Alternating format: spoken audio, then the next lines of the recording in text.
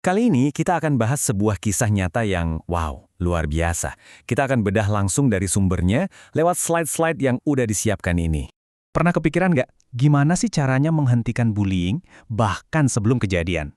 Nah, hari ini kita punya studi kasus dari sebuah sekolah yang ternyata menemukan jawaban yang sangat keren. Strategi mereka ini berhasil mengubah total suasana di sekolahnya. Oke, jadi kita akan ikuti ceritanya dari awal sampai akhir. Mulai dari masalahnya apa, terus tantangannya, gimana mereka bikin rencana aksi yang disebut satu, lalu gimana cara mereka jalanin programnya, dan yang paling penting, hasilnya kayak apa. Oke, kita langsung aja masuk ke bagian pertama. Biar kebayang, kita lihat dulu situasi di sebuah SD di Indonesia, tepatnya di SDN 005 Pulau Burung. Masalah yang mereka hadapi ini sebenarnya umum banget, tapi serius. Jadi, alarm pertama itu datang dari rapor pendidikan mereka di tahun 2024. Ada satu angka yang bikin khawatir banget. Indeks iklim keamanan sekolah mereka anjlok, turun lebih dari 12 poin. Ini bukan angka kecil loh. Dan ternyata, masalahnya lebih dalam dari itu. Waktu disurvei, cuma 36,5% siswa yang sadar kalau tindakan kayak ngejek atau ngucilin teman itu, yaitu bullying. Kebayangkan, mayoritas bahkan nggak ngerti kalau yang mereka lakukan atau lihat itu salah. Nah, dari data-data tadi, seorang pendidik di sana, namanya Pak Zainuddin, langsung sadar ini nggak bisa dibiarin, harus ada yang berubah. Dari situlah lahir sebuah ide untuk program baru. Tapi ya gitu, bikin program baru kan nggak semudah membalikan telapak tangan. Ada banyak banget rintangan yang harus mereka hadapi. Tantangannya itu macam-macam. Pertama, siswanya sendiri kan pemahamannya masih kurang soal bullying. Terus, banyak yang takut buat lapor. Dari sisi guru, waktunya terbatas karena kurikulum yang padat. Dan, yang nggak kalah penting, orang tua juga belum banyak terlibat. Komplit banget kan masalahnya? Nah, dengan tantangan sebanyak itu, gimana dong solusinya? Yuk kita lihat rencana aksi jenius yang mereka susun. Mereka menamainya Gerakan 1, singkatan dari Stop Aksi Tercela Perundungan. Keren ya namanya? Intinya, program ini bukan cuma soal menghukum pelaku bullying, tapi lebih ke pencegahan. Jadi nilai-nilai anti-bullying itu ditanamkan di semua kegiatan sekolah. Dan kerangka kerjanya juga unik. Mereka pakai metode PARE, ini singkatan dari 4 tahap. Planning atau perencanaan, actuating atau pelaksanaan, lalu reflecting atau refleksi, dan terakhir evaluating, evaluasi. Oke, kita udah lihat rencananya. Sekarang pertanyaannya, gimana sih pas pelaksanaannya? Fase actuating-nya itu ngapain aja?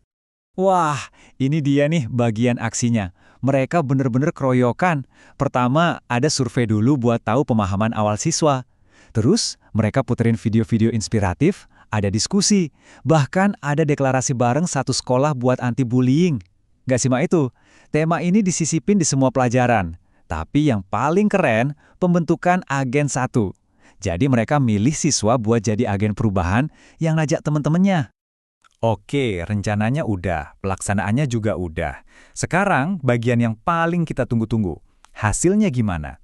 Siap-siap karena datanya benar-benar nunjukin perubahan yang luar biasa. Lihat deh tabel ini. Setelah program jalan, pemahaman siswa soal apa itu bullying langsung meroket. Misalnya, yang paham kalau menyakiti itu bullying naik dari 50% jadi 76%.